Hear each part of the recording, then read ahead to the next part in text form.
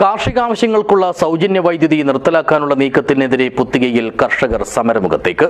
July 10-ന് Puthika കൃഷിഭവനിലേക്ക് March നടത്തുമെന്ന് കിസാൻ സേന ഭാരവാഹികൾ വാർത്താസമ്മേളനത്തിൽ അറിയിച്ചു.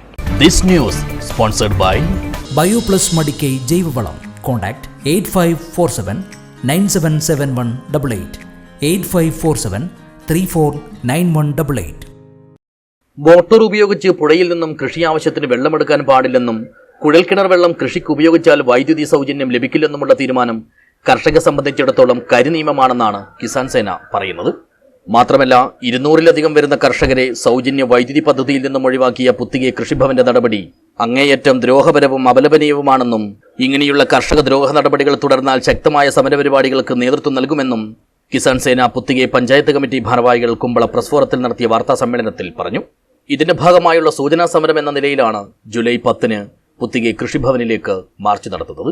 കർഷകർക്ക് പുറമെ ബഹുജനങ്ങളെയും പങ്കെടുപ്പിച്ചുകൊണ്ട് നടത്തുന്ന മാർച്ച് രാവിലെ 10:30-ന് കട്ടത്തടുക്കിയിൽ നിന്നും ആരംഭിക്കും. കർഷകരുടെ വൈദ്യുതി കുടിശ്ശിക കൃഷിഭവൻ തന്നെ അടക്കുക, കുടിശ്ശികയടച്ച കർഷകർക്ക് പണം തിരികെ നൽകുക, ഒഴിവാക്കിയ കർഷകരെ സൗജന്യ വൈദ്യുതി പദ്ധതിയിൽ ഉൾപ്പെടുത്തുക, പുഴയിൽ നിന്ന് മോട്ടോർ ഉപയോഗിച്ച് കൃഷിക്ക് വെള്ളമെടുക്കാൻ അനുമതി നൽകുക എന്നീ ആവശ്യങ്ങൾ മുൻനിർത്തിയായിരിക്കും സമരമെന്നും ഭാരവാഹികൾ പറഞ്ഞു. കിസാൻ സേന കാസർഗോഡ് ജില്ലാ secretary Shukkur Kanaje, Puthige panchayat committee president P Abdulla Kandathil, general secretary PA Suresh Adukkathotti, vice president ബാലസുബ്രഹ്മണ്യവട്ട് ചക്നികെ, ജോയിന്റ് സെക്രട്ടറി പ്രസാദ് കക്കപ്പാടി എന്നിവരാണ് വാർത്താ സമ്മേളനം നടത്തി സമരകാര്യം അറിയിച്ചത്. News bureau, Uppala.